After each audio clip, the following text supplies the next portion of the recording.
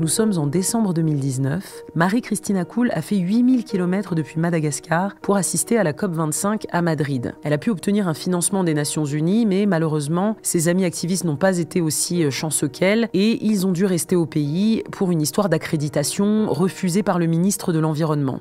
Madagascar, qui est la 4e ou la 5e île la plus vaste au monde, n'a qu'une seule militante pour la défendre à la COP. En 5 ans, Marie-Christine Coule est la fille qui a réussi à imposer les mots changement climatique, culture du viol, écoféminisme dans un pays patriarcal et conservateur où ces concepts n'existaient tout simplement pas.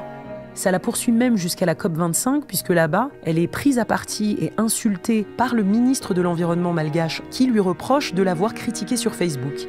Elle décide de ne pas en rester là et elle se plaint dans une lettre ouverte qu'elle adresse directement au président de la République malgache, Andry Rajoelina. 1 mois plus tard, le ministre de l'Environnement est limogé et les bruits de couloir disent qu'elle a contribué à sa chute. Désormais, il faudra donc la compter dans le paysage politique malgache. J'en ai marre de voilà, cette déconsidération des jeunes, de ce agisme qui fait qu'on ne nous écoute pas, qu'on nous traite comme ça.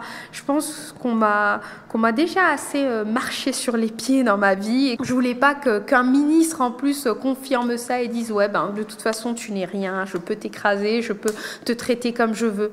Je suis le parcours de Marie-Christina depuis plusieurs années et j'ai eu le coup de foudre pour cette fille. J'ai été séduite par sa beauté naturelle et candide, par son charisme et sa personnalité de leader. Pour moi, Marie-Christine Coule, c'est la créatrice des fameuses pailles en bambou réutilisables, la reine des canettes et des bouteilles en plastique, la magicienne qui peut transformer des dépotoirs en aires de jeu recyclées dans des bidonvilles. Et aujourd'hui, c'est la femme politique qui est capable de défier les hommes les plus puissants de son pays.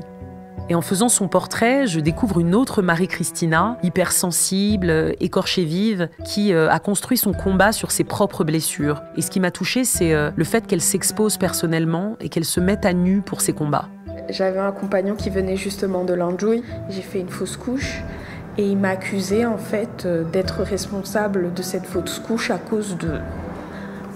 En tant que femme, une vraie femme, je devrais rester à la maison.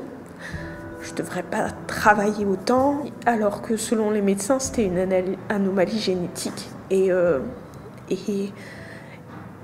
là, j'ai trouvé ça vraiment dégueulasse de me dire « Ah bon, Amada, je ne peux même pas être capable encore de suivre mes propres rêves. Et on va m'accuser de ne pas être une vraie femme parce que je ne suis pas capable, parce que je n'ai pas réussi à avoir cet enfant. » Jusqu'à aujourd'hui, ça me fait encore un peu mal. Et je suis désolée. Elle me tire des larmes à ce moment-là et je m'en veux de ne pas être capable de la réconforter. Et ce moment me rappelle que je me suis retrouvée tout aussi désemparée lorsqu'une de mes meilleures amies m'a raconté avoir été accusée de meurtre par son petit ami malgache après une fausse couche. Je veux plus jamais ça. Je veux plus qu'une femme vive ça sous prétexte que par amour, elles doivent mettre de côté ses rêves ou elle est responsable de ne pas être capable d'avoir des enfants, que c'est son seul rôle. Et tu sais, quand j'étais aussi à l'Assemblée nationale, c'était ce moment où il parlait de l'avortement aussi et où tu voyais des députés en plein débat qui disaient de toute façon, c'est le rôle d'une femme d'accoucher. Et c'est pas grave si elle meurt parce que au moins elle aura fait sa mission d'avoir eu l'enfant. Et ce sont des hommes qui parlent de ça, qui décident du sort du corps des femmes. Plus d'une femme sur 10 dit avoir été agressée sexuellement au cours de sa vie à Madagascar. Malheureusement, la récente loi sur les violences basées sur le genre n'a rien changé. Dans la réalité, on sait que les choses se règlent toujours à l'amiable.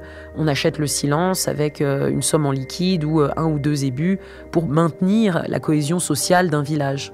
Par exemple, dans notre centre culturel, je compte pas le nombre de gamines qui sont venues chez nous parce que leurs parents voulaient les vendre entre guillemets et disaient bon, ça suffit l'école, 13-14 ans, c'est le moment que tu gagnes un peu d'argent et tu peux pas être utile autrement qu'en vendant ton corps. En tout cas, c'est souvent des membres de la famille qui vont les encourager. Ah tiens, si tu pouvais discuter avec ce mec en France, je te donne un peu d'argent pour Internet et puis tous les week-ends tu vas lui parler, tu la guiches et tout pour qu'il t'envoie de l'argent et tout ça.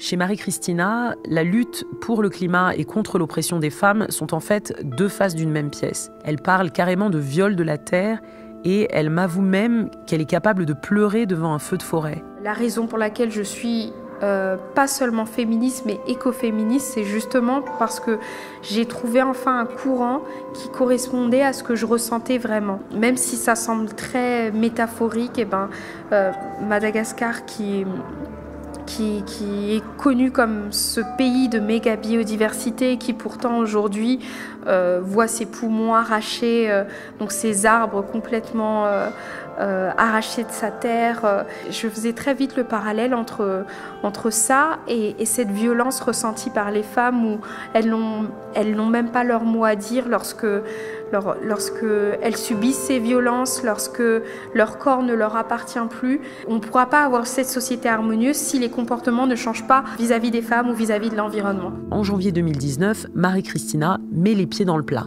Elle témoigne publiquement pour la première fois du viol qu'elle a subi lors d'une conférence sur la culture du viol. Ça s'est passé peut-être, je crois, quand j'avais à peu près entre mes 6 ans à 12 ans, 6 ans à 11 ans. Et c'était par un cousin, et j'en avais pas parlé à ma famille. J'ai attendu des années pour en parler. Je pensais que j'étais prête, mais quand sur scène j'ai complètement craqué, j'étais pas si prête que ça. Je pensais pas en fait que dans le public, parmi les personnes du public, il y avait aussi des personnes qui avaient subi ça. Et au moment où je l'ai abordé, parce que peut-être ils s'attendaient pas à ce que j'en parle, d'autres ont pleuré dans le public et ont voulu prendre la parole pour dire aussi que eux-mêmes ils avaient été agressés.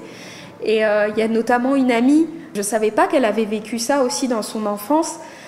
Et tu l'as découvert là en fait. Je l'ai découvert là parce que elle a voulu prendre le micro, elle m'a dit merci, puis elle a fondu en larmes, elle a dit j'arriverai pas à le faire comme toi, mais j'ai envie d'en parler.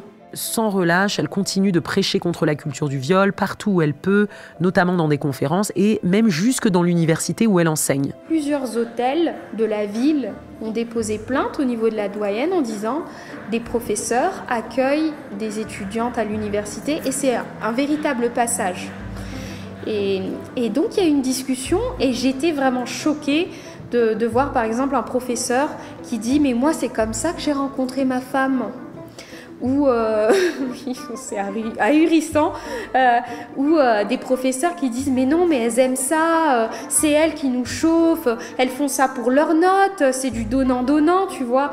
Et c'était tellement malsain que je me suis érigée contre ces professeurs. Bon, on n'était que 3 jeunes professeurs et donc ça paraissait un peu surréaliste que moi qui viens de débarquer, je me mette à faire la leçon à ces personnes qui ont 20 ans d'expérience pour dire ce que vous faites, c'est du harcèlement. Marie-Christina propose tout de suite de mettre en place une cellule d'écoute dans les universités des 6 provinces de l'île. Mais en attendant que ce projet se concrétise, elle a déjà créé un groupe d'écoute et d'accompagnement juridique pour absorber en quelque sorte tous les appels au secours qu'elle a reçus de ceux qu'elle ne veut plus appeler victimes, mais survivants. On te dira que ton combat il est inutile, qu'il est trop petit parce qu'il y a trop à changer ou que les choses ne changeront pas tout simplement. C'est ce qu'on m'avait dit dans l'Anjouï, c'est pourquoi tu t'investis comme ça, c'est notre tradition, on ne changera pas ce mariage des enfants par exemple, on ne changera pas ça. Donc pourquoi tu insistes ?